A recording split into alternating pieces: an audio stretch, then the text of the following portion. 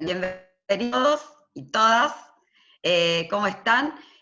Bueno, vamos a seguir con el camino que había tomado el instituto los años anteriores, de ver un poco estos enfoques interdisciplinarios. El derecho de familia hace rato que demanda la necesidad de acudir a la interdisciplina para ver la realidad de las familias desde otros puntos de vista.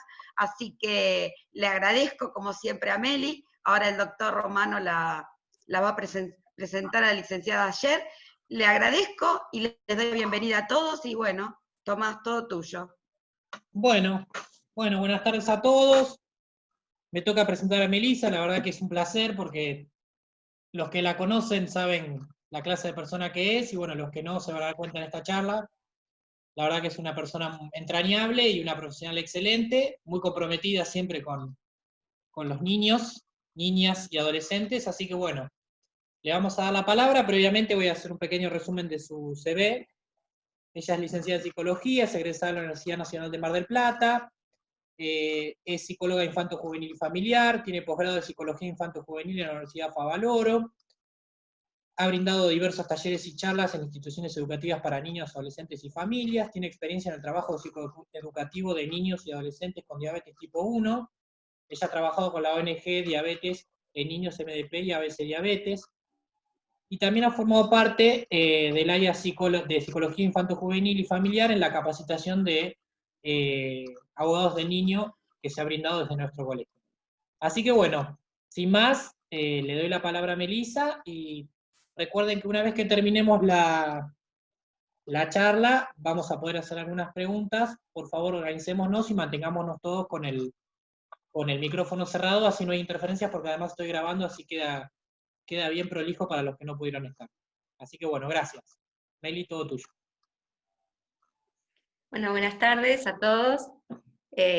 Caras conocidas, así que un gusto encontrarnos nuevamente, hoy por este medio, porque no nos queda otra alternativa, así que tratamos de acercarnos desde las herramientas y los recursos que tenemos, en un momento muy difícil para todos. Cada uno de ustedes lo sabe, lo vive, desde el área profesional, desde el área personal, familiar, como madres, como padres, como hijos, como hijas, esposas, maridos, o sea, es un momento incierto, un momento que nos atravesó a todos, totalmente inesperado, para lo cual no estábamos preparados, lo cual nos llevó a cada uno de nosotros a tener que implementar y aplicar los recursos tanto profesionales como personales que tenemos. Desde mi punto de vista y desde mi profesión, muchas veces con mucha frustración, porque lamentablemente, y ustedes también lo van a sentir y seguramente se sientan identificados, los niños y las niñas y los adolescentes han quedado muy al margen de todo. De hecho, si ustedes hacen un recuento de todos los noticieros y todas las noticias y la información que se ha brindado en todos estos días, desde que se terminó la cuarentena en nuestro país, ¿cuántos informes han escuchado respecto a niños, a niñas y adolescentes? Creo que todos vamos a estar de acuerdo que son contados. No se habla de su estado emocional, de su estado psicológico en este momento, de cómo viven los chicos este momento de cuarentena, donde han sido privados de la mayoría de sus espacios. Una edad de muchísima vulnerabilidad, donde necesitan muchísimo sus espacios de pertenencia, sus grupos de pertenencia, sus ámbitos lúdicos, sus espacios de recreación. Yo digo que las plazas quedaron silenciadas, los salones de fiestas quedaron totalmente cerrados, las risas masivas que uno no hacía más que salir, sobre todo nosotros, que los argentinos, ¿no?, que somos muy sociables y muy de salir y de compartir con el otro, ya no están. En lugar de eso hay un silencio que por momentos genera angustia, genera mucha tristeza, y uno piensa mínimamente, ¿no?, en la cabecita de esos chicos respecto a, bueno, qué estarán pensando, qué sabrán, qué no sabrán, qué comprenderán, más allá de que sabemos que los chicos tienen mucha capacidad, son muy perceptivos, muy intuitivos y están muy informados, que de hecho es algo que también tenemos que cuidar, el tema de la sobreexposición a lo que es la conectividad y la tecnología. Por supuesto que, bueno, la información que les llega se adapta a sus recursos cognitivos y también emocionales y lo van procesando, internalizando, también dependiendo, que eso es algo importante, de lo cual vamos a hablar en el día de hoy, del contexto familiar y de la red de apoyo y contención con que cada niño y cada niña, cada adolescente cuente. Porque quizás pensamos en primera instancia un niño o un adolescente que tenga un contexto funcional, podríamos decir, para estas circunstancias, pero lamentablemente sabemos que la gran mayoría de los niños en nuestro país no cuentan con ese contexto que los acompañe desde un lugar saludable, tanto desde el punto de vista emocional, psicológico y también cognitivo, que es muy importante y que no hay que dejar de lado. Tenemos que entender que esta cuarentena generó y genera un alto nivel de ansiedad, de angustia, de miedo, de sentimiento de desesperanza, el pensamiento catastrófico de ¿hasta cuándo? ¿Cuándo volverá todo a la normalidad? Y si volverá a esa normalidad, o si nos tendremos que adaptar también, como se dice en esta época, a una nueva normalidad, de la cual desconocemos totalmente. No sabemos cómo va a ser el mundo externo cuando esto, no sé si termine, pero mínimamente se flexibilice. Los niños no saben cuándo van a volver al colegio, de hecho es algo de lo cual no se habla y genera mucha incertidumbre, porque los niños están totalmente adaptados a una modalidad educativa que es atípica para ellos, que no solamente tiene que ver con la educación desde una currícula, desde un contenido, tiene que ver con una función primordial que tienen los colegios, que es la socialización, que es el contacto con el otro, con el docente, con directivos, con preceptores y fundamentalmente con los amigos. El colegio, por supuesto, que tiene una función primaria, que es educar, que es brindar conocimiento, que es brindar herramientas, pero hay una función que es fundamental, que tiene que ver también con el desarrollo psicológico y emocional de todo niño y de todo adolescente. Y hoy ellos están carentes de ese espacio. Hoy vamos a decir que el hogar pasa a ser el colegio, pasa a ser la oficina, pasa a ser la plaza, pasa a ser el gimnasio, pasa a ser el club. Todo está reducido en el hogar, lógicamente con las limitaciones que eso implica. Y todos como que nos vimos diversificados también en los roles, porque los padres pasaron a ser docentes, la tecnología pasó a ser docente, la tecnología pasó a ser el profesor de educación física. Hoy la tecnología no solamente tiene una función, digamos, de conectar con el otro o de entretenimiento, sobre todo para los chicos, que anteriormente lo utilizaban principalmente para eso, para jugar a un juego o para escuchar música, entendiendo que los chicos además, esta generación, han nacido con esas herramientas y las manejan perfectamente, pero hoy se encuentran insertos en un mundo totalmente nuevo, que por supuesto tiene sus ventajas y sus desventajas. O sea, yo lo que veo principalmente desde la experiencia del día a día, que también me va enseñando muchísimo, yo creo que esta etapa también es un aprendizaje para todos, es el hecho de que los chicos se están adaptando a esta situación, pero también tienen un alto nivel de frustración, de impotencia respecto a cómo manejar determinadas situaciones, y que muchas veces se sobreadaptan frente a lo que está pasando, frente a este contexto, para no generar más disturbio o más malestar del que ya existe por la pandemia, con las consecuencias sociales, sanitarias y económicas que genera. ¿A qué me refiero con esto? Ustedes perfectamente deben saber las consecuencias económicas que está trayendo esta pandemia a nivel mundial, a nivel nacional, y si vamos a un aspecto más micro, en cada una de las familias. Y esto los niños lo perciben, lo registran. Ven a papás ansiosos, tensos, estresados, sobrepreocupados, con un alto nivel de angustia. El nivel de tolerancia, por lo tanto, desciende significativamente. hay menos capacidad de escucha, la comunicación se vuelve disfuncional, o por una carencia o por un exceso, pero que no es funcional. Sobre todo para esos niños que necesitan tanto de la escucha de un otro, desde un lugar de presencia que hoy no está. No solamente la escucha a través de una pantalla, que hoy sí hay un exceso de esa escucha, pero no es la que los chicos necesitan. No le es suficiente a un chico vincularse con un otro a través de una pantalla. A ninguno de nosotros, pero los adultos contamos con otros recursos y otras herramientas. El niño es mucho más vulnerable en ese aspecto. Está en una etapa de constitución, de su identidad, de su psiquismo, de su sistema cognitivo y psíquico, para lo cual el vínculo con el otro es fundamental, porque va constituyendo su identidad a partir del vínculo con el otro. Por eso la importancia de la socialización tanto primaria como secundaria en la constitución subjetiva de cada uno de nosotros. Socialización que en este momento está anulada, está atravesada, y está atravesando inclusive una crisis de cambio significativa, para lo cual los niños no estaban preparados. Están viviendo una nueva modalidad de vincularse con el otro. Uno preguntaría si es funcional, si es disfuncional, si es suficiente, y no es suficiente.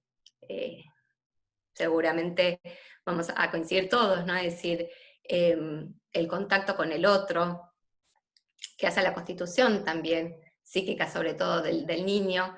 Ustedes saben bien que el niño ni bien nace, lo que necesita es el contacto del cuerpo, sobre todo del cuerpo materno, o si no estuviese ese cuerpo materno, del cuerpo humano, desde el calor que les brinda, desde el escuchar el latido del corazón, la palabra, y hoy eso no está para estos niños. Lo cual genera un vacío importante, un vacío y un miedo significativo.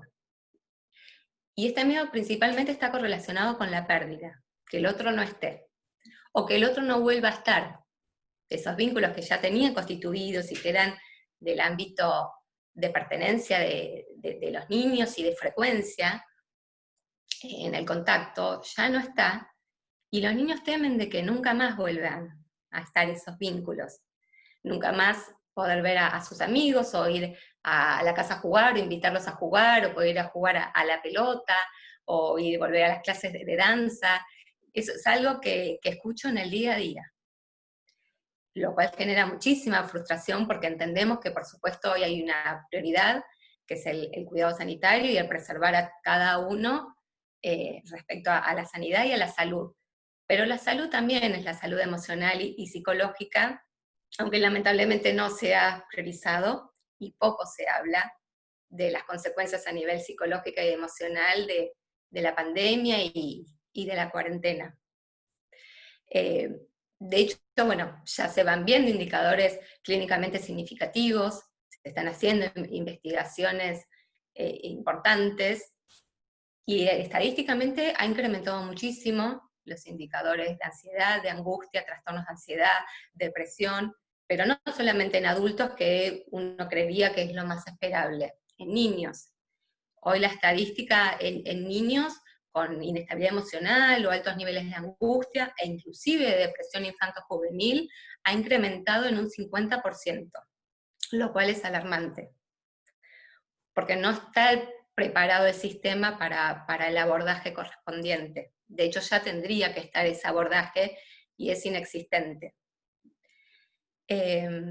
Y por supuesto las consecuencias que después genera todos estos indicadores intrapsíquicos y emocionales que les fui mencionando, en los distintos ámbitos en los que se desenvuelve un niño.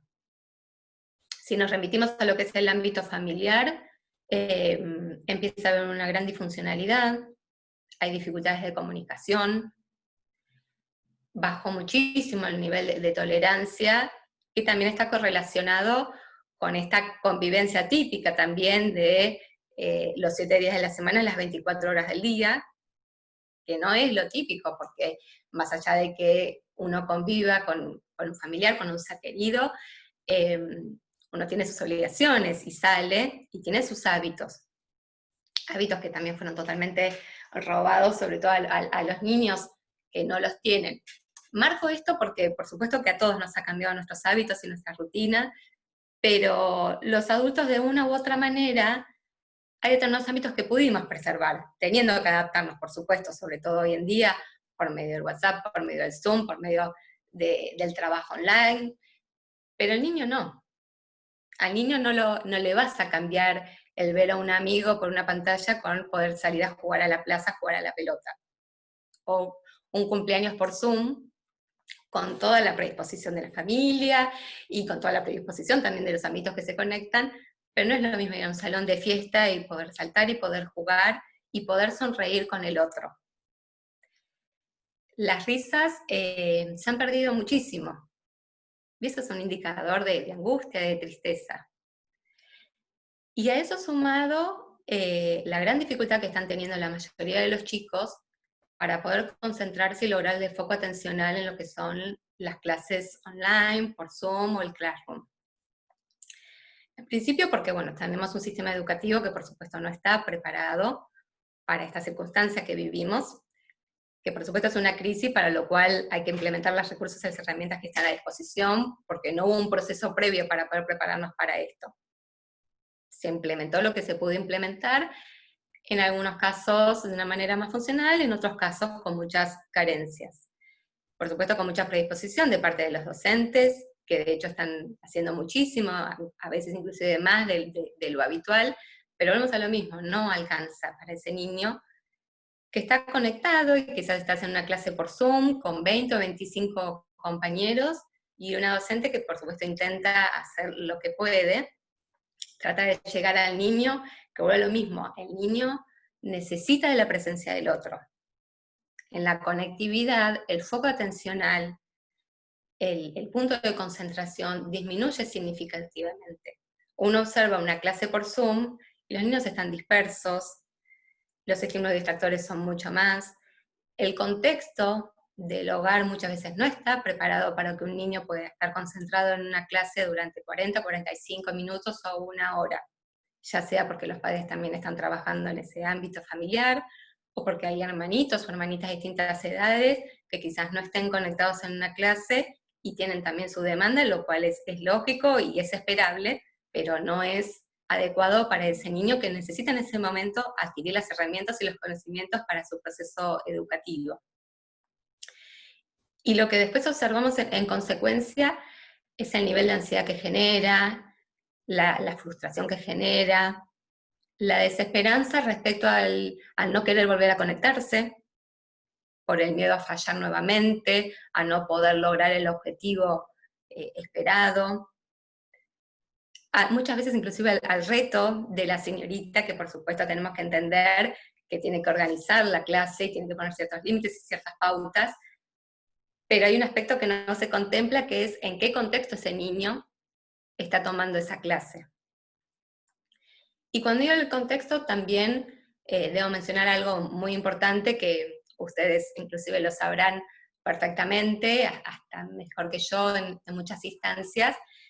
El contexto familiar, desde situaciones de violencia, situaciones de autoritarismo, de violencia psicológica o física, que hace que el niño, por supuesto, se angustie significativamente, y por supuesto que no pueda manejar una situación áulica por Zoom cuando está viviendo lo que está viviendo.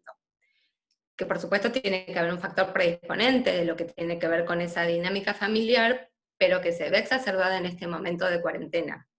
Por esto que hablaba previamente de una convivencia atípica, que lleva a que muchísimos patrones intrapsíquicos predisponentes se potencien y se manifiesten con más frecuencia. Uno de los indicadores más significativos que se observa en consecuencia de esta situación, que se observa, es una conducta evitativa de parte de los niños. Cuando está a la disposición en el hogar, la conducta más habitual es el aislamiento y el encierro en el dormitorio y no querer interactuar con los integrantes de la familia. O no querer inclusive interactuar con amigos o familiares con los que se conectan. que es una situación realmente alarmante, porque lo que tenemos que pensar es en qué situación de riesgo y de vulnerabilidad se encuentran hoy los niños en este momento de cuarentena, donde hay tanto aislamiento que lleva a que muchas de sus manifestaciones, muchos de sus indicadores psicológicos e intrapsíquicos no se estén observando, porque están aislados. Podemos decir que hay una barrera que hace que todo lo que esté sucediendo dentro del hogar no se vea, lo que no significa que no existe. Existe, y hoy en un nivel alarmante realmente. Algo que se ve con mucha frecuencia es el cambio de hábitos en todos los sentidos. Ya mencioné el tema de la escolaridad, pero también se ve una alteración en lo que es el hábito del sueño, los hábitos alimenticios, bueno, el hábito del juego. Y eso a corto plazo ya trae consecuencias, pero a largo plazo, y esto yo hago mucho hincapié porque por supuesto que hoy hay que abordar lo urgente y lo importante, ¿no? Hoy estamos en una situación de urgencia sanitaria, pero hay efectos que son sumamente importantes y que no se están observando, y que el día de mañana va a empezar a arrojar sintomatología que va a ser preocupante. Sobre todo, como decía al principio, en los niños y en los adolescentes que están en plena etapa constitutiva de su identidad, de su subjetividad y su psiquismo, y que están atravesando una crisis mundial, bueno, en este caso en particular, nacional, que por supuesto que la comprenden y entienden que las medidas que tienen que tomar son en función de su salud. Pero más allá de que la comprenden, una cosa es comprenderlo desde el raciocinio, desde un lugar intelectualizado, pero las emociones de los niños van más allá. Lo que le está pasando a un niño hoy va más allá de si comprenden o no lo que le informan en un noticiero a las 7 de la mañana o lo que los padres le pueden informar. Y no está ese espacio. No está ese espacio para que ellos se puedan expresar. Porque también lo que se observa tiene que ver con padres que están con exceso de trabajo, en muchos casos dentro del hogar, y el espacio de los niños se ha perdido. O sea, el espacio del niño que antes estaba dentro del hogar, hoy no está, porque ese hogar, como dije anteriormente, pasó a ser una oficina o un ámbito laboral. Entonces tenemos que preguntar, bueno, ¿dónde es el ámbito donde el niño hoy se está pudiendo manifestar o expresar? Si su ámbito por excelencia, que es la familia, desde la constitución primaria, desde su función primaria como constituyente del ser humano, hoy está totalmente distorsionado. Hay una crisis muy significativa en el sistema familiar, más allá que hace años que estamos con una crisis significativa en el sistema familiar. Esta crisis sanitaria ha generado una crisis aún más potente en el sistema familiar, donde los roles están muy distorsionados, donde las funciones no están claras, donde la comunicación está totalmente ausente, donde se ha perdido inclusive el espacio para el juego. El juego, como lo dije anteriormente, o sea, como función simbólica para ese niño. Los niños empiezan a expresarse, a comunicar a través del juego. Seguramente varios de ustedes han tenido la posibilidad de observar a un niño o a una niña jugando, y más allá de lo que uno pueda observar desde una cuestión más reduccionista, conductual, lo que expresa el niño a través de ese juego, sus emociones, sus sentimientos, sus frustraciones, sus alegrías, sus tristezas, sus gustos, sus elecciones, sus deseos. Y hoy ese juego está limitado, porque la vida de todos nosotros hoy se reduce mucho a lo que es la conectividad y la tecnología, y para los chicos también. Uno diría, bueno, pero los chicos siguen teniendo sus clases, siguen teniendo su ámbito donde se conectan con sus amigos. Pero uno sabe que inclusive en una situación áulica donde perfectamente se puede dar una clase con una currícula o con un tema diario a brindar, más allá de digamos, la estructura formal de la clase, el niño también se manifiesta, expresa, se para, se sienta, juega, charla con el compañero, charla con la señorita. No podemos caer en un reduccionismo de la clase como una situación meramente educativa desde el conocimiento, propiamente dicho. Y hoy el niño no tiene ese espacio. Eso genera un alto nivel de ansiedad en los chicos que después se ve manifestado en cada una de sus conductas. Hoy es altamente significativa la alteración del sueño en los chicos. Estadísticamente ha crecido muchísimo los terrores nocturnos, se despiertan a la madrugada con pesadillas. Muchas de esas pesadillas tienen que ver con miedo a la muerte, con pérdida de un ser querido, con pérdida de un familiar, o de un amigo o una amiga en la que no ver. Por supuesto que la conectividad ayuda mucho, el poder ver al otro, el poder hablar con el otro, ayuda y muchísimo. Eso no, es importante mencionarlo, porque creo que también la situación sería totalmente diferente si no tuviésemos las herramientas tecnológicas con las que contamos en este momento. Pero no es suficiente, no le alcanza. A ver, uno ve a un niño cómo se expresa, cómo se manifiesta, y el niño busca mucho el contacto con el otro. Siente a partir del contacto con el otro, se expresa a partir del contacto con el otro, crece en función del contacto con el otro.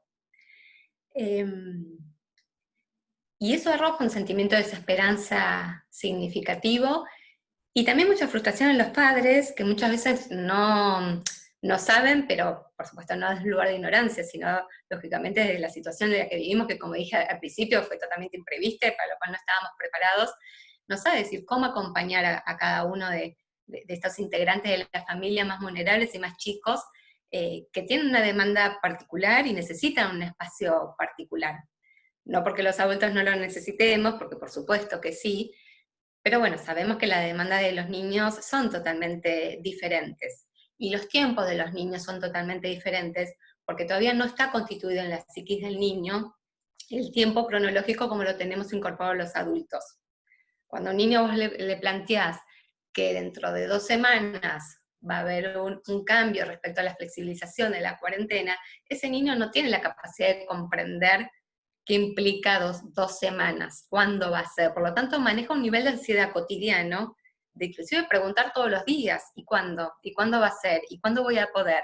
¿Y cuándo voy a poder ir a ver a mi amigo? ¿Y cuándo voy a poder ir a la plaza?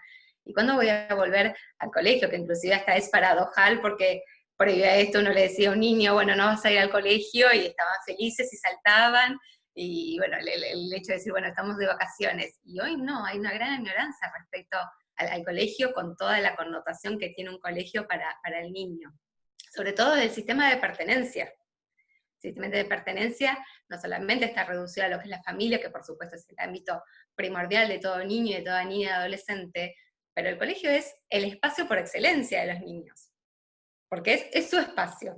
El ámbito familiar es compartido con otro, pero el espacio de los niños propiamente dichos es el colegio con sus ramificaciones, el hecho de tener sus amigos, ir a casa de amigos, ir a un cumpleaños, salidas que el colegio organiza, o sea, todo lo que después se va desglosando de lo que es la institución educativa.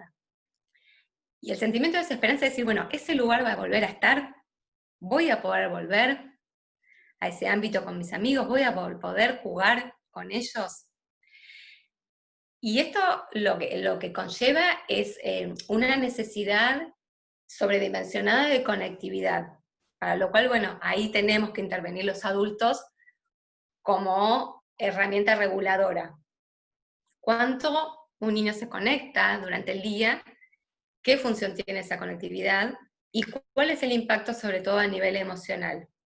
¿Por qué hago hincapié en esto? Porque en el momento el niño va a estar alegre, va a estar contento por poder jugar con un amigo, por poder conversar, pero después las consecuencias son significativas para observar. La hiperactividad que genera, la ansiedad que genera, conductas disruptivas, el sentimiento de frustración, como mencioné anteriormente, porque no les va a alcanzar esa conectividad que lograron en ese momento con su amiguita, con su amiguito, con su abuela, con su tía, con cualquier persona querida para ese niño o para esa niña. Y después lo que también es importante mencionar, porque bueno, hice mucho hincapié en los niños, los adolescentes, que ahí es otro tema en particular, porque por supuesto que los niños necesitan de su grupo de pertenencia, pero el adolescente sabemos que se maneja por excelencia en su grupo de pertenencia. De hecho, el adolescente está en un proceso de independizarse respecto a su familia, respecto a las figuras parentales. Y eso también es un proceso que es constituyente del psiquismo, es necesario, es sano, y hoy muchos de los adolescentes están privados de ese proceso de constitución de su identidad. No tienen sus espacios para desenvolverse, no tienen sus espacios para interactuar con pares desde la constitución de su subjetividad. Y de un día para el otro se ven en un aislamiento social absoluto, totalmente rígido, y conviviendo, como decíamos, en esta situación de 7 veces a la semana, 24 horas del día, con estas figuras parentales, en un momento donde necesitan empezar a distanciarse de estas figuras parentales. Por supuesto, de un lugar sano, no distanciarse como conducta evitativa, sino como proceso madurativo necesario, sano y natural. Y de un día para el otro están totalmente aislados en el hogar, con sus familiares, con sus hermanos, con sus familias, que ahora vamos a ver también las modalidades familiares y cómo esto incide en cada uno de los niños y los adolescentes, y no poder vincularse con sus pares es una situación traumática para los adolescentes, generadores de un nivel de angustia muy significativo, con el riesgo en adolescente, y eso sí es un tema importante a mencionar porque los riesgos son otros, porque el adolescente, estos niveles de angustia, cuando son elevados, los lleva al acto. Cuando los lleva al acto, pueden ser conductas autopunitivas, consumo de sustancias, alteraciones de la conducta alimentaria, que son conductas que lamentablemente se ven a diario en los adolescentes, pero en este momento ha habido un incremento importante. Y como decía anteriormente, sin la observación correspondiente. Padres que quizás están con esto que decía anteriormente, con un nivel de estrés y de tensión lógica y esperable por toda la situación que se está viviendo, y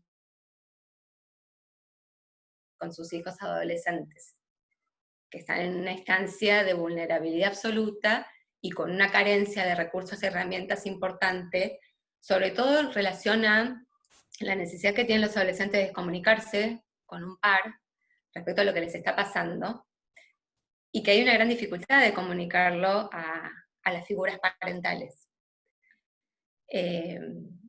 El adolescente es raro que en primera instancia recurra a sus padres para contar lo que le está pasando. Generalmente recurren a un amigo o una amiga, o en muchas instancias a alguna figura representativa desde el punto de vista simbólico y emocional dentro del ámbito educativo. Y hoy no está ese espacio. Por lo tanto, todos estos indicadores intrapsíquicos y emocionales que mencioné anteriormente lo actúan, lo trasladan al cuerpo principalmente, lo materializan, con los riesgos que esto implica. Sin una red de apoyo y contención lo suficientemente sólido para poder hacer la evaluación psicológica y psiquiátrica correspondiente, y por lo tanto implementar las herramientas pertinentes para cada uno de ellos.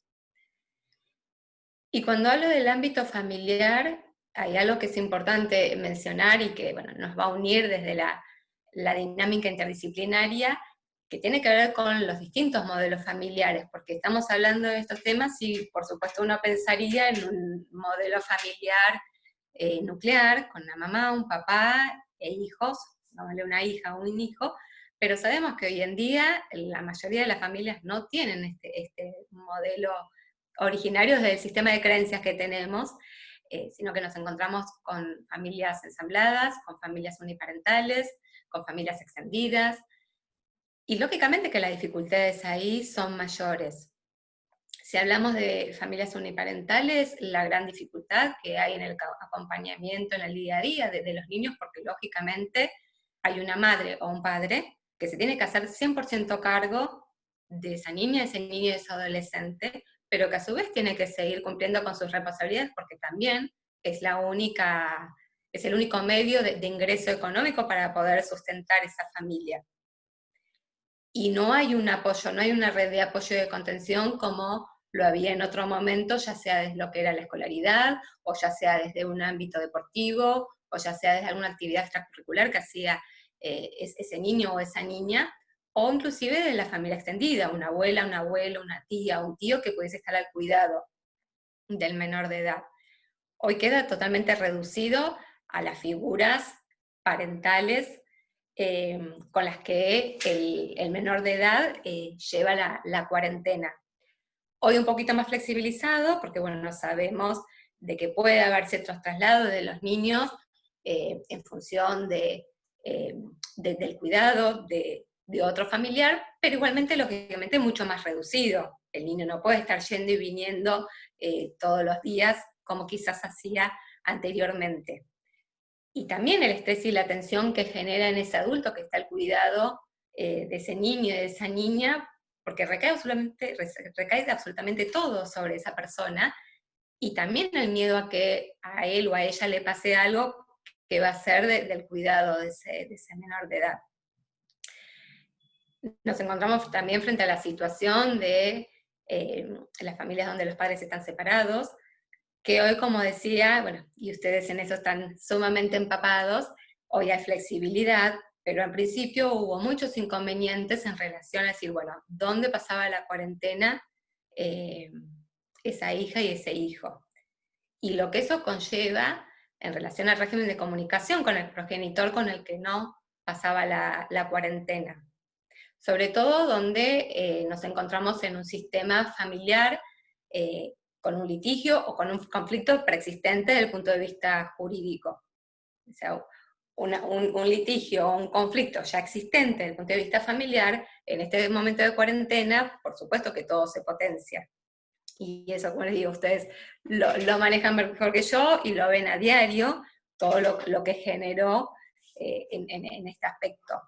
Yo lo voy a hablar más desde el punto de vista emocional. ¿Qué le pasa a ese hijo o a esa hija que de un día para el otro no puede tener contacto presencial, y muchas veces también online, con el progenitor con el que no está conviviendo?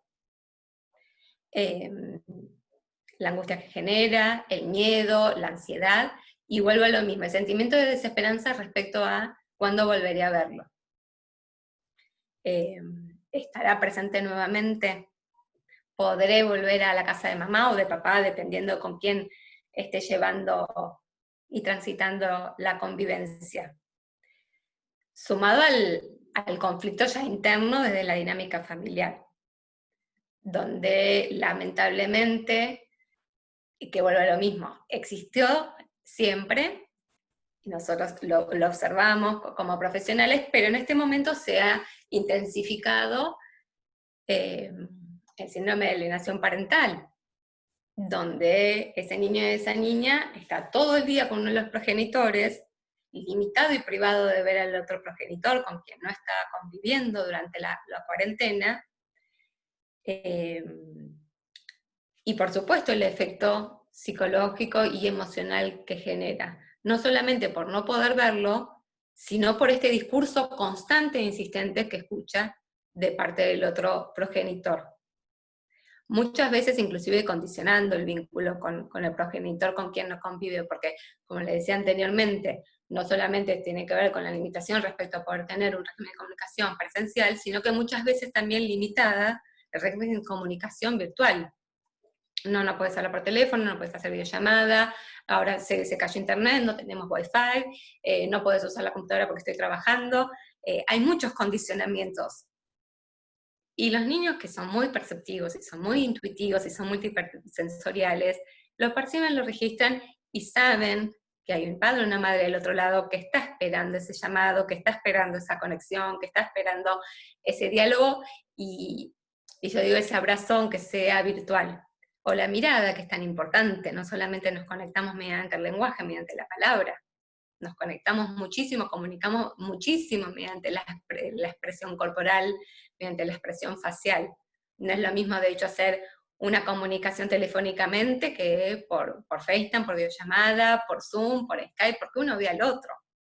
Lo cual también es un regulador emocional, porque el niño necesita esa mirada que transmite paz, que transmite alegría, que transmite contención. Y muchas veces los niños están privados de esa mirada, de esa sonrisa, de esa contención, de esa palabra.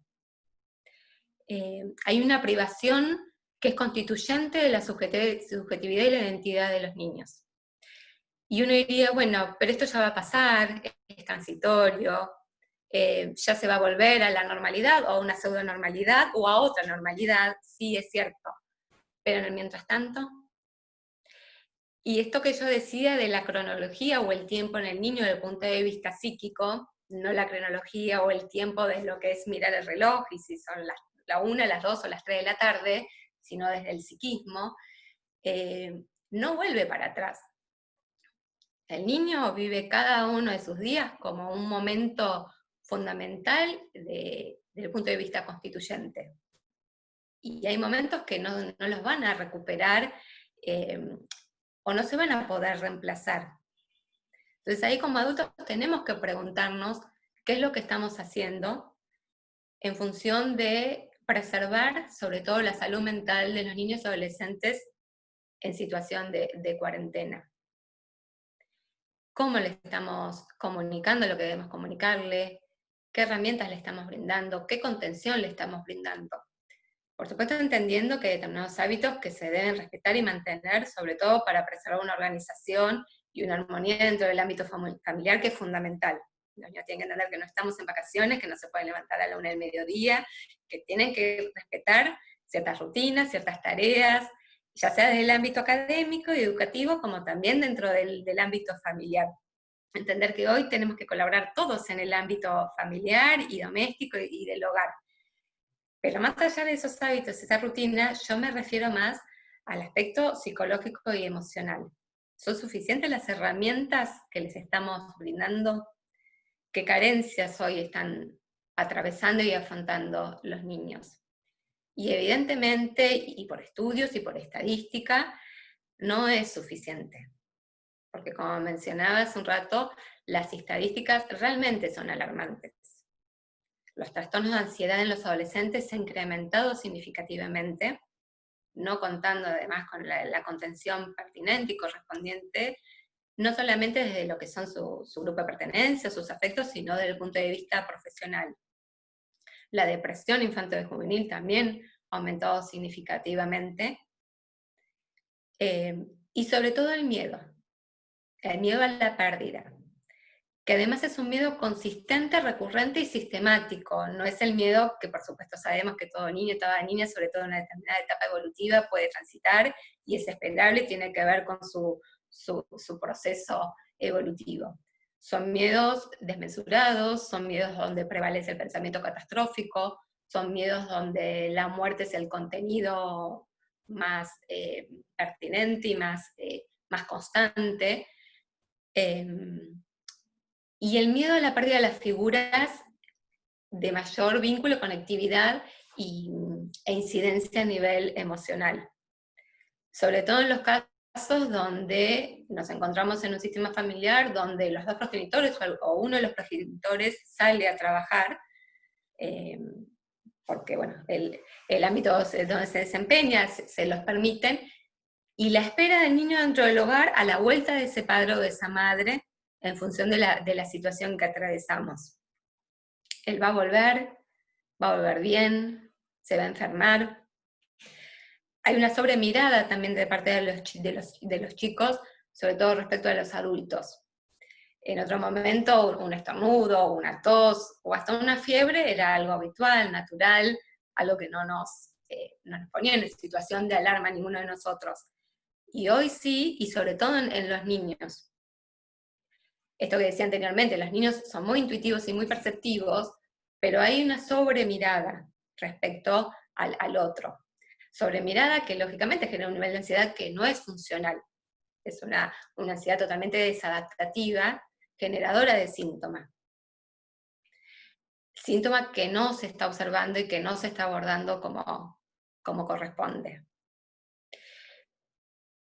Quizás, bueno, en este momento preguntarnos, ¿no? Frente a todo esto, decir, bueno, ¿y qué hacemos? Porque tampoco es cuestión de solamente describir lo que está pasando, sino decir, bueno, ¿qué hacemos con todas estas situaciones? ¿Cómo la manejamos dentro de las posibilidades que tenemos? Porque por supuesto también tenemos ciertas limitaciones por el encuadre del contexto donde nos encontramos y las situaciones que atravesamos.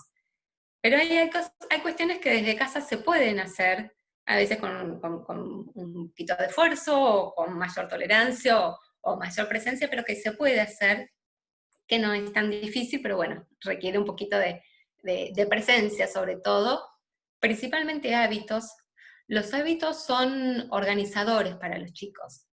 Los hábitos son fundamentales para que el niño se sienta seguro, contenido, más allá de la función primaria del hábito, ya sea la alimentación, la higiene, la educación, cada uno de esos hábitos sabemos la función que cumple, hace que el niño se sienta en un contexto seguro, que se sienta contenido. Un niño que no percibe esa seguridad y esa contención es un niño que probablemente va a manifestar un nivel de autoestima más reducido, más bajo, e inclusive una inseguridad significativa, que después va a incidir en su desarrollo, en su constitución, en sus vínculos, en distintos ámbitos donde se inserte. O ir limitándonos al ámbito que está viviendo, la situación que está viviendo, pero tenemos que pensar también en un proceso. No podemos limitarnos al aquí y ahora, más allá de que es un momento que vivimos mucho el aquí y ahora, porque vamos día a día avanzando. Con los niños tenemos que también prever qué es lo que va a pasar en un tiempo si no lo abordamos como corresponde.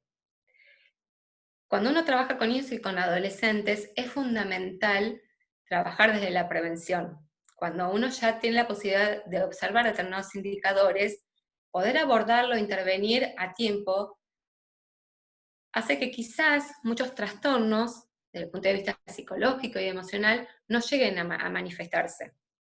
Pero por supuesto hay que poder observar esos indicadores y actuar a tiempo, y brindar los recursos y las herramientas correspondientes desde los distintos ámbitos, de distintas disciplinas, o de los distintos roles que desempeñamos en nuestro día a día, porque, bueno, lógicamente que desempeñamos muchos roles que muchas veces se conjugan, porque, bueno, uno es mamá, es papá, es tío, es tía, es profesional, es abogado, es psicólogo, pero bueno, uno tiene que tratar de adaptar esas herramientas frente a las situaciones que nos tocan. Ustedes viven a diario situaciones donde se encuentran con familias con estas características, donde hay situaciones disfuncionales, críticas de violencia, de riesgo, de crisis, y saben en qué contexto y en qué situación queda triangulado el niño. Y qué herramientas necesita, porque muchas veces la herramienta viene desde afuera, porque ese niño no tiene la capacidad de poner en lenguaje lo que realmente está atravesando, lo que realmente necesita, cuáles son sus carencias afectivas y emocionales. Y tenemos que darle voz a esos chicos. Tienen que ser escuchados. La escucha es una herramienta fundamental. Y cuando digo escucha, me refiero a una escucha activa, porque no es cualquier escucha. Es una escucha que constituya a ese otro, donde ese otro se vuelva observado, donde aparezca la identidad de ese otro. Y por supuesto la respuesta va a ser totalmente diferente para cada uno, de cada una de esas personitas. No necesitan todo lo mismo. La intervención no es exactamente igual. Yo siempre digo que la intervención psicoterapéutica, sobre todo trabajando con niños y adolescentes, es una construcción a diario frente al otro. Es un arte, es un collage, porque por supuesto uno tiene unas ciertas herramientas teóricas y técnicas y paradigmas con las que trabaja, por supuesto que sí. Pero eso se va moldando en función de el niño o el adolescente con el que uno se encuentra. Es un trabajo también y una construcción de a dos, vincular, dinámica, interactiva. Y justamente hablando de lo interactivo y la dinámica, hoy eso no está. Porque inclusive si uno piensa, si uno se hace una imagen mental, si uno va a cerrar los ojos y pensar cómo es una clase por Zoom o un juego por Zoom, es bastante estático. ¿Dónde queda la parte dinámica que es propio del proceso evolutivo de todo niño? No está. Y digo dinámica, y con lo dinámico hablo inclusive, esto que yo decía, son multisensoriales los chicos. Y en la conectividad, ¿dónde está esa parte sensorial? Tampoco está. O sea que esa carencia realmente es significativa en los niños. Y la gran dificultad de poder ponerlo en palabras, porque muchos niños tienen la capacidad de registrar lo que les está pasando, tienen los recursos emocionales y los recursos cognitivos, pero hay una dificultad significativa para poder ponerlo en palabras. Por eso hablo de esta escucha activa, donde realmente la observación sea pertinente, la observación, que no es lo mismo el mirar que el observar, sea una observación que sea rica, que sea contundente, la observación de un lugar de poder realmente atravesar al otro y saber qué le está pasando, sobre todo desde el punto de vista emocional y psicológico, más allá de lo clínico, que sabemos que es importante, que es una prioridad, y que uno tiene que estar atento de lo que le pasa al otro desde el punto de vista clínico, más en este momento. Pero vuelvo a lo que decía anteriormente, la salud no se reduce al aspecto fisiológico, a lo biológico o a lo clínico. Cuando hablamos de la salud, tenemos que entender que somos seres integrados, que no podemos disociar la parte clínica del aspecto psicológico y emocional, y las grandes consecuencias a nivel psicológico y emocional de la salud mental que toda esta situación está generando en todos nosotros, pero sobre todo en los niños y adolescentes, teniendo una gran carencia de esta observación y esta escucha activa que yo les mencionaba. Vuelvo a lo mismo que decías hace un rato, y lo traigo nuevamente porque genera mucha frustración desde el punto de vista de cuál es la información que se está transmitiendo respecto a cómo están los niños y los adolescentes hoy. Hay un gran silencio en ese aspecto. Y este silencio tiene que ver también con una imposibilidad o una elección de no intervenir, porque por supuesto que el sonido lleva a la necesidad de intervenir.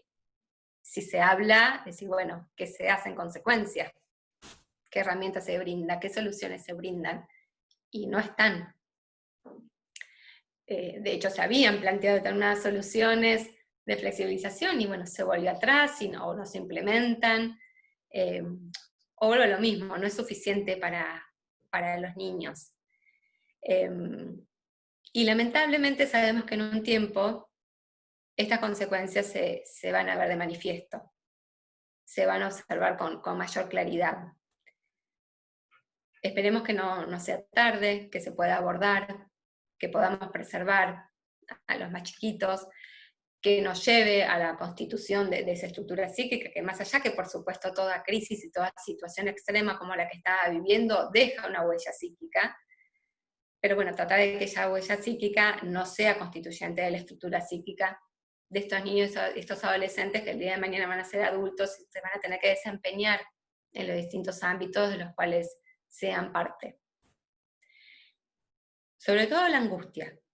Y hago alusión a la angustia por la predisposición que tienen lo que son las sintomatologías desde el punto de vista psicológico y emocional.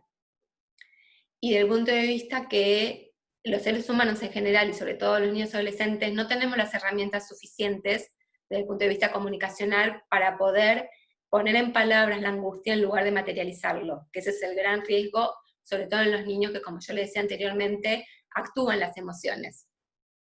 Un niño angustiado, por lo general, no va a hacer lo que hace un adulto que por ahí se tira en una cama a llorar. Un niño angustiado va a tener conductas de irritabilidad, de reactividad, conductas negativistas desafiantes, conductas donde no se preserva el límite de la pauta.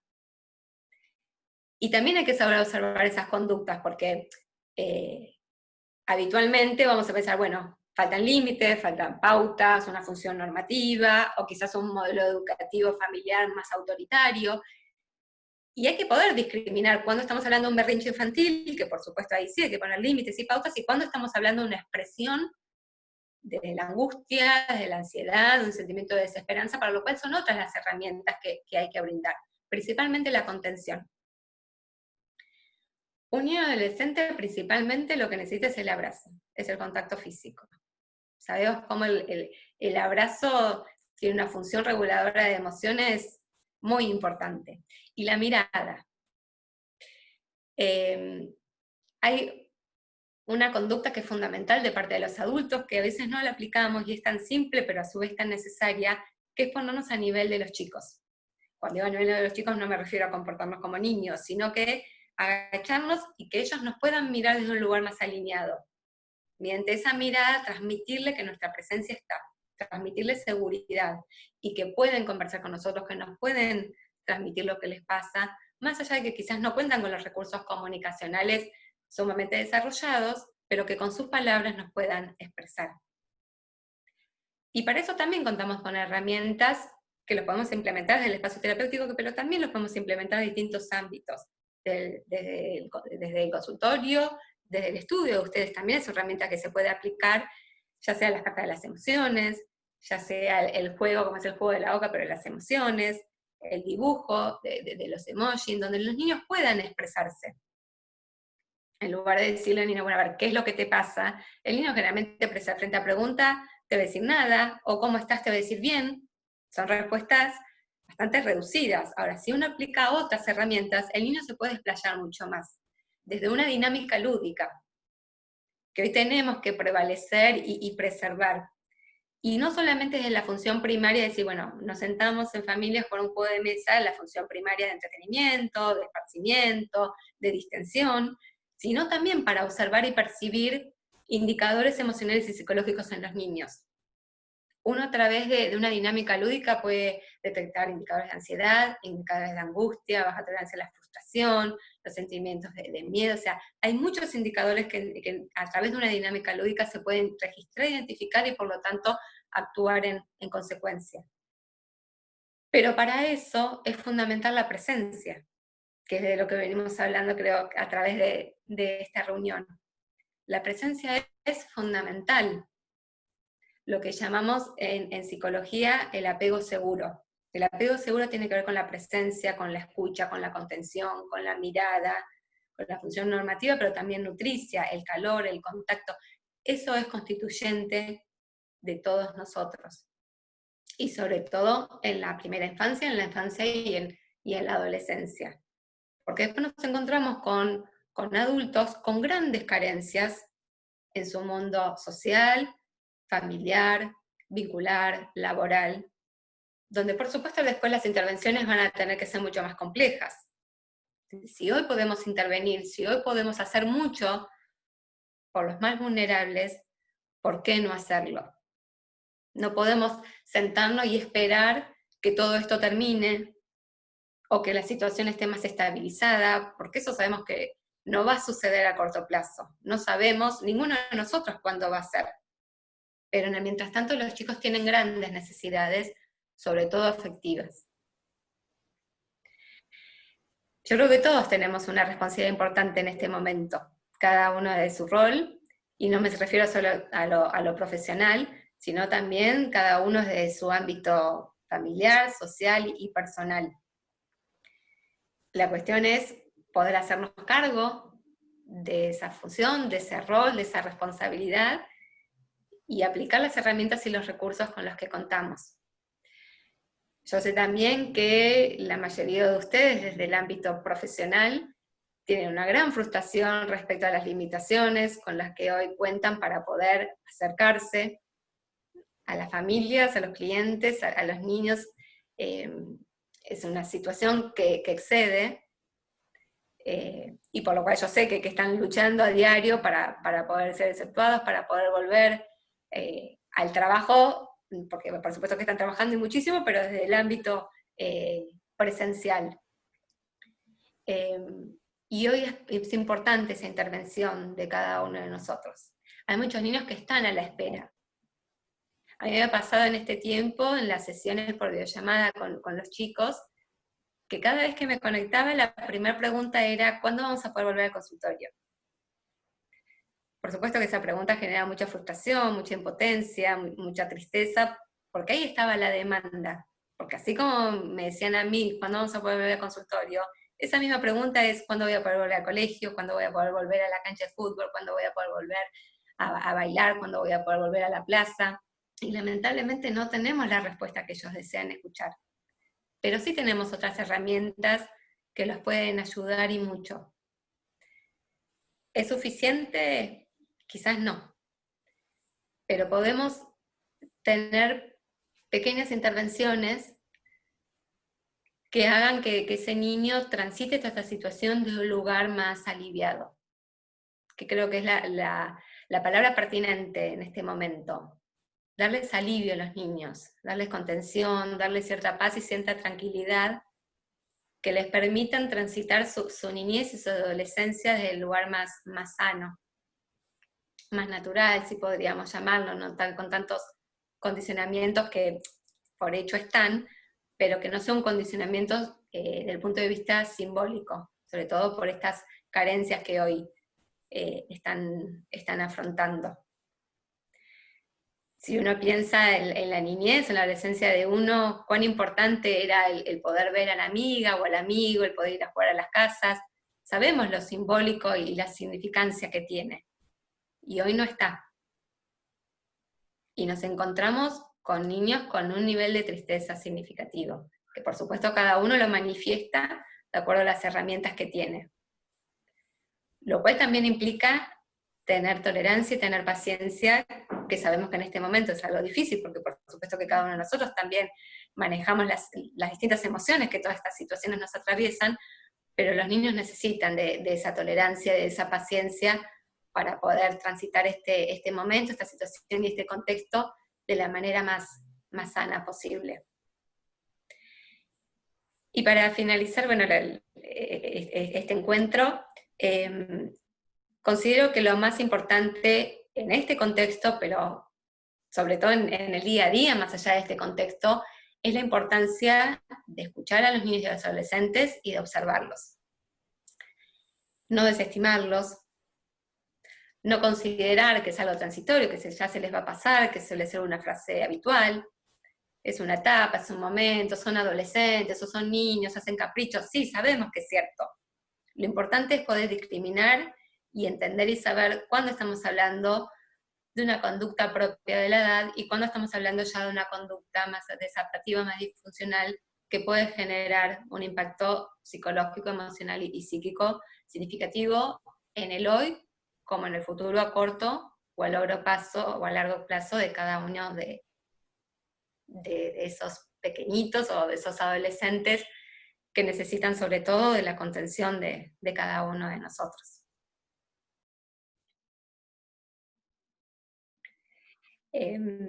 Bueno, en principio les agradezco por la escucha, agradezco también por las palabras de Tomás en la presentación. Para mí siempre es un placer poder estar en contacto con ustedes, poder ayudar desde mi profesión, poder colaborar, poder estar en contacto con ustedes día a día en el trabajo y estar unidos desde la dinámica interdisciplinaria. Hace ya años que estoy trabajando en distintas instancias con ustedes, en principio con Mariana y con Tomás, y después, bueno, fui conociendo a cada uno distintos en distintas instancias, y considero que es un momento donde tenemos que estar todos unidos para poder estar presente ante las necesidades y las situaciones que se vayan presentando. Así que desde mi lugar, siempre presente, colaborando en lo que esté a mi alcance, aprendiendo también de todos ustedes muchísimo, y bueno, brindándome desde el punto de vista profesional y también desde el punto de vista personal, que bueno, los que me conocen saben que es algo que no puedo diferenciar, es algo que es inherente a mí, lo llevo día a día en cada una de mis sesiones, en cada uno de mis encuentros con los pacientes o de los ámbitos donde me puedo desenvolver profesionalmente. Bueno, Meli, gracias. No, por favor. Si, como les decía, si no la conocían, bueno, ya se dieron cuenta la clase de persona que es. Así que bueno, si te parece, Meli, lo que podemos hacer ahora es habilitar un espacio para preguntas, que hay varios que ya me estuvieron escribiendo. Solo vamos a organizarnos, cada uno va a poder hacer su pregunta en forma verbal, solo pido que nos organicemos. Como yo soy el que está hablando en este momento, voy a hacer la primera pregunta, porque así lo determiné en este sencillo acto, y luego van a continuar el resto de los interesados. Yo te quiero preguntar una cosa. Sí. Como sabrás, a partir de ahora, con las nuevas circunstancias que nos rodean, hay muchos casos de regímenes de comunicación que en vez de ser,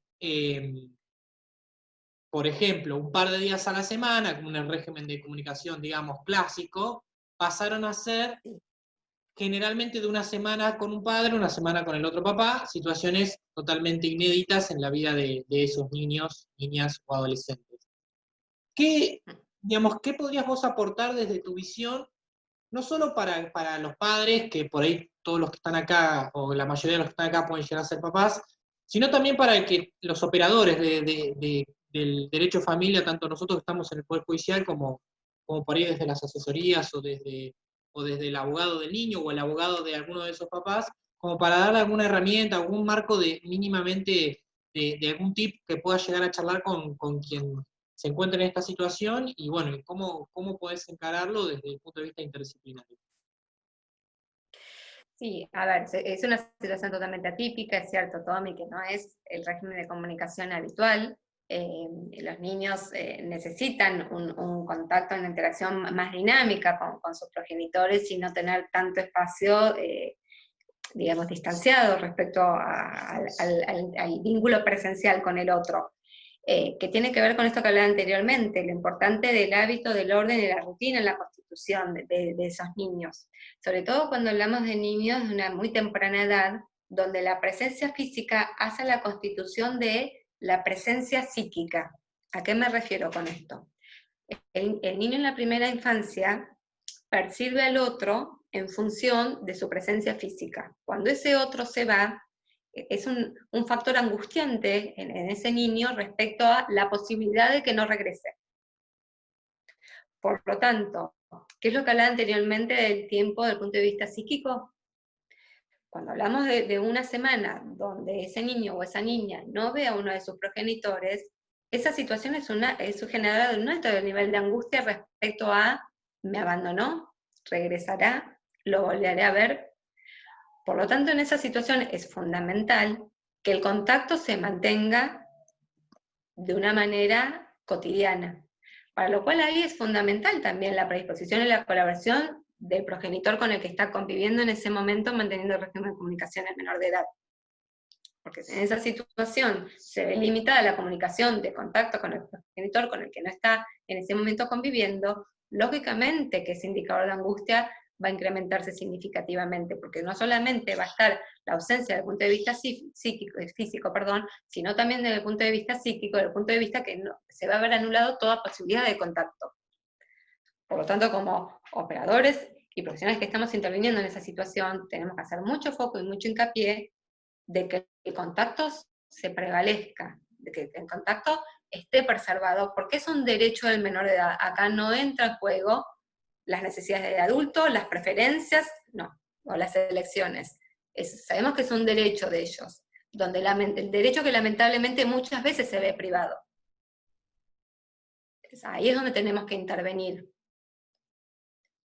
Bien. El no poder ver, a ver, sobre todo, bueno, lo mismo, no digo que el adolescente no, pero el adolescente, como expliqué anteriormente, está en un proceso de independizarse de sus figuras parentales y de tener su autonomía, por lo tanto no tiene esa necesidad constitutiva de la presencia de sus padres. De hecho, sabemos que el adolescente suele ir de una casa a otra, no solamente cuando hablamos del hogar familiar, sino respecto a amigos. Por lo tanto, tiene que ver con su dinámica habitual. Los niños no. Los niños necesitan estabilidad. Y después otra cuestión que es fundamental, sobre todo en este nuevo régimen de comunicación, que exista una unidad parental fuerte. La semana en otra, y no hay un alineamiento entre estos dos hogares, o lo que tiene que ver con la unidad parental, van a ser dos realidades muy dicotómicas para este niño, para esta niña. Y muy sostenible en el tiempo, porque si son por ahí esas 2 días y 3 días, bueno, el niño digamos que se va adaptando, no digo que sea lo más funcional, pero se va adaptando. Pero cuando decimos que es una semana y otra semana, tiene una incidencia mucho más significativa. Por lo tanto, hacer hincapié en la comunicación, en la conectividad, no condicionarla, no limitarla, y trabajar para lograr el mayor alineamiento entre las figuras parentales y el fortalecimiento de la unidad parental. Hoy por hoy, tratar de dejar a un lado las discrepancias o las diferencias que puedan tener como adultos y tratar de alinearse para preservar la salud, sobre todo psíquica y emocional de los chicos. Bien, genial. Sí, respondí, Tomía. Perfecto, perfecto. Gracias. Buenísimo. Voy dando la palabra a los que me fueron haciendo preguntas, digamos, por el chat o por privado, y después seguimos con quien más tenga alguna otra pregunta. La doctora Berra me había preguntado hace un ratito, así que Betty, dale. ¿Qué tal? Buenas tardes. Quería saber Hola, si nos podías tardes. ¿Qué tal? Quería saber si nos podías precisar un poco el concepto psicológico de sobreadaptación que mencionaste y cómo se manifiesta en la realidad. Bien, sí. Cuando nosotros mencionamos el término sobreadaptación, que se da en todos nosotros, pero en los niños y adolescentes más por esta vulnerabilidad que dijimos que existe desde su constitución psíquica. Cuando uno observa un niño o un adolescente sobreadaptado, es un niño que manifiesta un alto nivel de autoexigencia para poder complacer al otro, para poder complacer a su mamá, para poder complacer a su papá, para complacer a un amigo, para complacer a un docente. Con las consecuencias que eso conlleva, porque en el proceso y en el tiempo, ese niño, esa niña, ese adolescente se va alienando en su identidad, porque con esta necesidad exacerbada de complacer al otro, va a empezar a anular sus propios deseos, sus propias necesidades. A su vez, la sobreadaptación está correlacionada con esta necesidad sobremencionada de afecto, de mirada, desde el punto de vista de la mirada del otro, la aceptación del otro como constitución de su identidad. En la medida que el otro me acepta, en la medida que el otro me observa, yo puedo ser. Por lo tanto, nos encontramos con niños y adolescentes con una estructura muy rígida, con una conducta desde una autoexigencia, con muy baja tolerancia a la frustración, con altos niveles de ansiedad, con esta necesidad de ser el mejor alumno, el mejor hijo, la mejor hija, el mejor amigo, con lo que eso conlleva, porque es un nivel de estrés y de tensión que en el largo plazo no se va a poder sostener. Por lo general, los niños sobreadaptados tienen un nivel de disociación que hace que no registren lo que les está pasando a nivel emocional. Por lo tanto, después se ve materializado en el cuerpo. Y esto se observa claramente, y ustedes seguramente lo van a ver a diario, cuando estamos hablando de familias donde los padres están separados, esta sobreadaptación de los niños para complacer a cada una de las partes. Esto que uno escucha a diario, bueno, no, pero esto pasa en tu casa, en la mía no. En tu casa estará angustiado, en tu casa estará irritable, en tu casa estará reactivo, en tu casa estará confrontativo. En la mía no, bueno, pero porque se está sobreadaptando. Porque evidentemente no te quiere frustrar, o porque no te quiere decepcionar, o porque considera que demostrándote de la manera en que supuestamente el niño cree, percibe que el otro lo va a aceptar, se comporta en consecuencia. Por miedo a la pérdida muchas veces también, por miedo a que no esté el amor del otro, sobre todo cuando hablamos de ciertas presencias parentales un poco ambiguas, ese niño necesita de cierta manera reafirmar esa presencia y ese amor, como reaseguro de que no se va a perder a ese otro. Buenísimo. Gracias. ¿Se entendió el concepto? Perfecto. Gracias, Meli. Nada. Le voy a dar No, al contrario. a la doctora Villar, que tiene una pregunta. Hola, Hola. Sí, ¿cómo estás? Bien. Amigos, Bien, ¿vos? te quiero preguntar, sobre todo basándonos en esto de la tecnología, la escucha del niño adolescente, y en virtud de que en algunos aspectos tenemos medio como limitado, ya sea por la tecnología o por las normas, las escuchas de los niños en forma presencial. Te quería preguntar a vos, que has manejado entrevistas con niños a través de estos medios, ¿cómo sentís ese contacto cuando sabemos que seguramente esté en la casa de uno de los dos progenitores? ¿Sentís que hay una influencia? ¿Sentís que los niños no se expresan de la misma manera que en el territorio? ¿Cuál es tu experiencia en ese sentido? Sí, totalmente. O sea, no se expresan de la manera en que uno habitualmente lo observa, sobre todo porque, bueno, me ha pasado que la mayoría de los pacientes son pacientes que ya anteriormente iban al consultorio, entonces uno tiene otra mirada respecto a cómo se manifiesta ese niño o esa niña dentro del ámbito del consultorio, dentro de la mirada, del ámbito del hogar, que es donde llevan la sesión online. Y están más contenidos en su decir, en sus manifestaciones verbales, sí se ve mayor expresión a través del cuerpo, de hecho están más hiperactivos, más ansiosos, y hay una situación de alerta respecto a quién ingresa. Constantemente no están focalizados conversando como por ahí estamos conversando nosotros, que estamos extendidos, estamos tranquilos, nos sentimos seguros, sino que están en una situación de alerta respecto a quién entrará, quién no entrará, quién me escucha.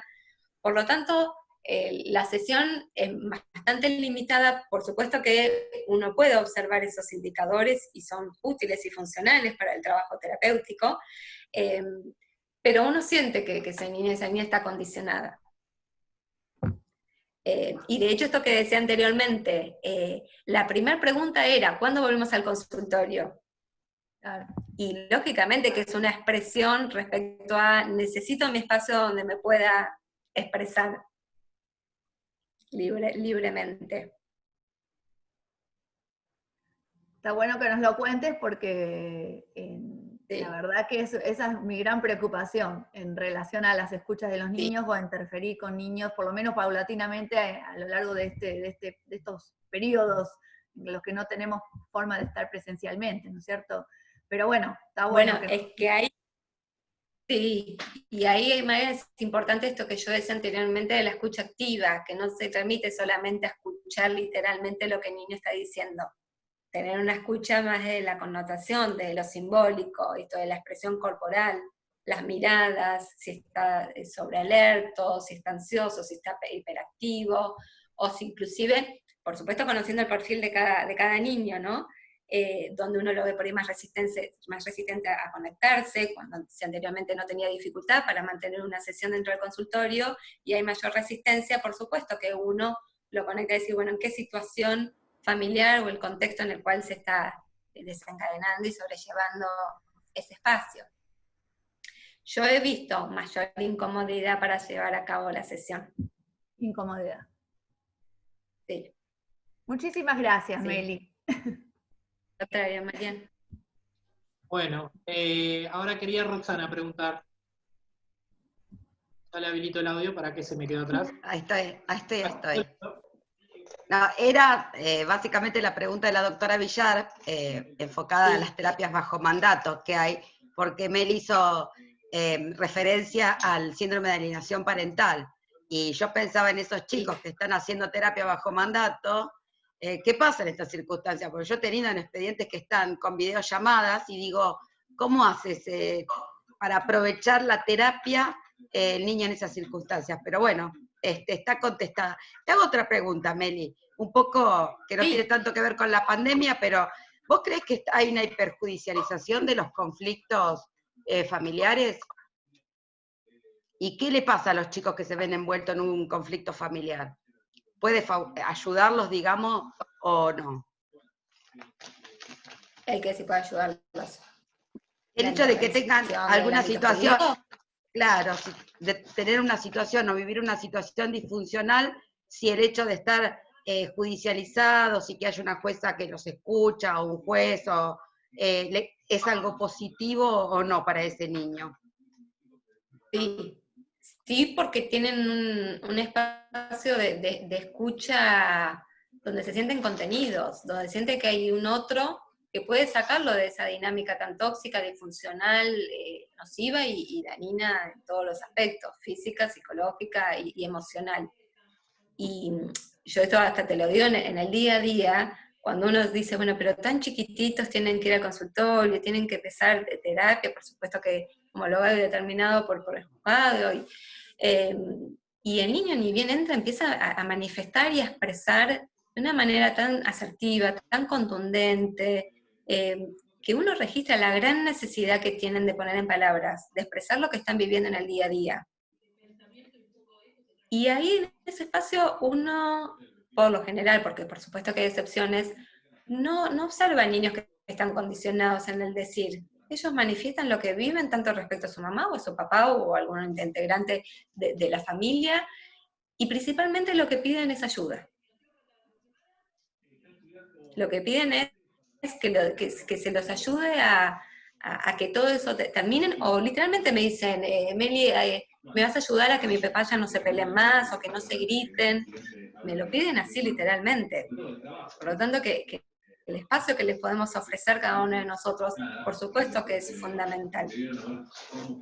Bien. Y hay un gran nivel de ansiedad respecto a cuándo se va a terminar esto, cuándo van a estar mis papás tranquilos, o se van a llevar bien, o en algunos casos donde está condicionado el régimen de comunicación, también decir, bueno, ¿cuándo voy a poder ver a mi mamá o cuándo voy a poder ver a mi papá? Piden mucho la ayuda del otro. Bien, Ay, no sé gracias. si escuchan ¿qué es una tele o...? Pero está... No sé. No, la pregunta te la hice, ¿me escucha, licenciada? Porque no sé, hay un montón de ruido ambiente ahora. Sí, de golpe apareció... La pregunta fue porque últimamente en algunos espacios se habla como algo negativo de la judicialización de los conflictos familiares. Sí. Por eso la pregunta. Gracias, muchas. No, es fundamental, porque si no sabemos que las situaciones serían realmente críticas, y tanto hablamos de escuchar a los niños para poder ayudarlos, sino en qué ámbito se los va a escuchar. Sabemos que en ese ámbito donde hay un conflicto, un litigio, no va a haber ayuda, no va a haber escucha. Bien. ¿Alguien más que quiera hacer alguna pregunta? Los estoy mirando a todos, así que si levantan la mano. Además, no sé dónde sale esta tele, porque yo no tengo nada, Roxana no tiene nada y Meli no tiene nada. Están todos silenciados. No sé. Es el Anonymous. ¿Está en tu casa, Rox? Sí, capaz que es mi casa, estoy tomando medidas. Bueno, muy bien, por favor. Y la mirada. Bueno, A ver, ¿ahí se silenció? sí. Y era mi casa. Era tu mueble, Perdón. bueno, no podía ser. Bueno, No voy a enviudar justo hoy. no sería la ocasión. No queda bien. No sería la ocasión. Bueno, ¿alguien quiere agregar algo más? Recién la doctora Cot me había pedido de que le hiciéramos la pregunta de la doctora Berra, pero ya la hicimos.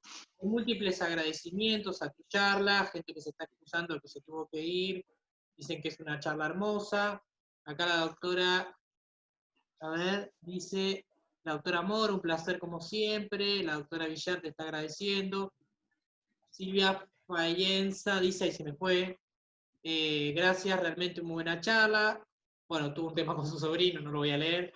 El doctor Lundgar, que es... Dice que tuvo que funcionar el apego seguro. Lee lo que es pertinente. Tuve que funcionar el apego seguro. Sí, bueno, aplicó automáticamente los conceptos de la charla.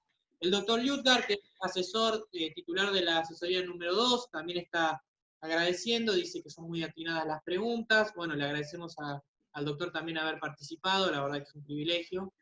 Sí. Bueno, si alguien no quiere preguntar nada más, simplemente agradecerles a todos por haber venido, agradecerle a Melissa especialmente, como siempre, su predisposición para con nosotros, ya sea en forma personal, en forma profesional, o a través del instituto. La verdad que ella siempre está brindada para darnos también sus conceptos y su experiencia, y su afecto, no solo profesional, sino personal, que se nota hasta en una reunión de Zoom, de que realmente es una persona con la que se puede contar para poder trabajar todos los días. Así que bueno, recuerden que esta charla va a estar grabada, así que las personas que no pudieron participar, después a través de la Secretaría Académica se indicará cómo, y seguramente a través de nuestras redes también.